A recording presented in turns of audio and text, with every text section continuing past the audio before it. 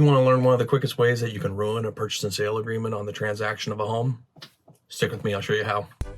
And orangutans, and breakfast cereals, and fruit bats, and yards. Sniff a bit, brother. Words.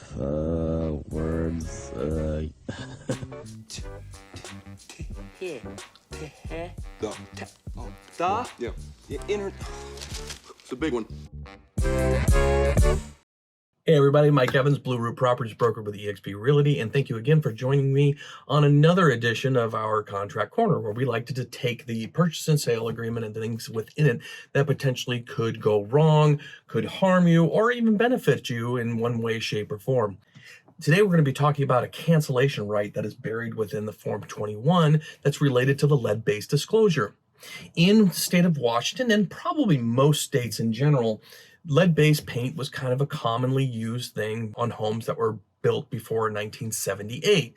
So anytime you're selling a home that is older than 1978, you need to provide as a seller a disclosure. It's a very simple form. It's called a 22J, which discloses to the buyer your knowledge as to whether or not there was lead-based paint, and if you have any reports or documentation of the presence of lead-based paint in that home.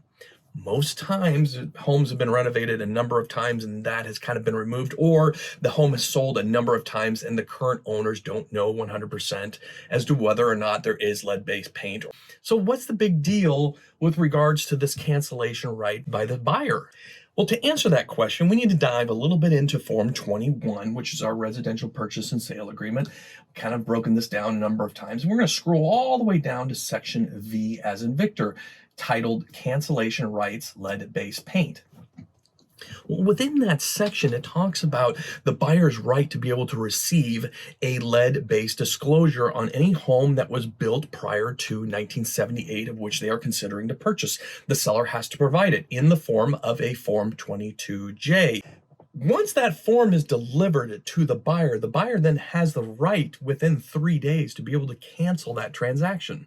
Mind you, in this section, it does not say that the buyer can remove themselves from the transaction if there is knowledge or if there is documentation.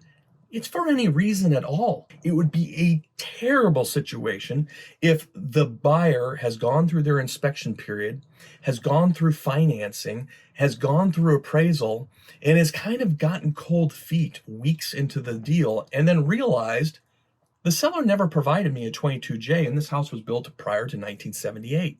So the buyer can ask the seller for that disclosure.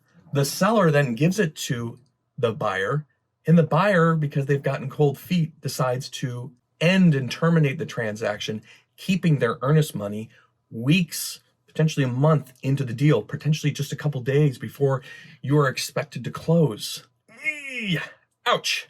So how do we avoid this potential disaster? Well, if you are a homeowner that's selling your home and it was built prior to 1978, make certain the real estate professional that you are working with to sell your home is aware of this and ensure you are completing, in advance of even listing the home for sale, a 22J, and make certain it is either provided to prospective buyers in advance of an offer or is attached to the listing that the prospective buyers can grab it, have the buyers review it, sign it, and include it in the offer at the time that you're reviewing offers as the seller. That way, their time as soon as you sign and accept their offer begins. Their 3 days has begun. And normally, you're going to be okay at that point in time. So I hope you found this segment, as always, helpful and useful.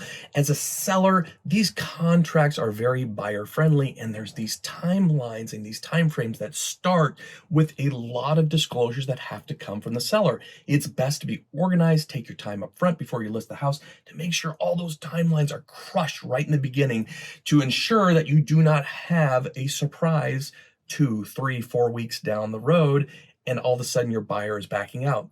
As a buyer's representative, I'm constantly looking for these loopholes to be able to assist my buyer and have something in my back pocket should my buyer get cold feet, should my buyer's situation change and they do need to remove themselves legally from the transaction. So we're looking at it from both ends, and as well as you should be too. Anyway, I hope you enjoyed, and hope we'll see you on the next one. Thanks.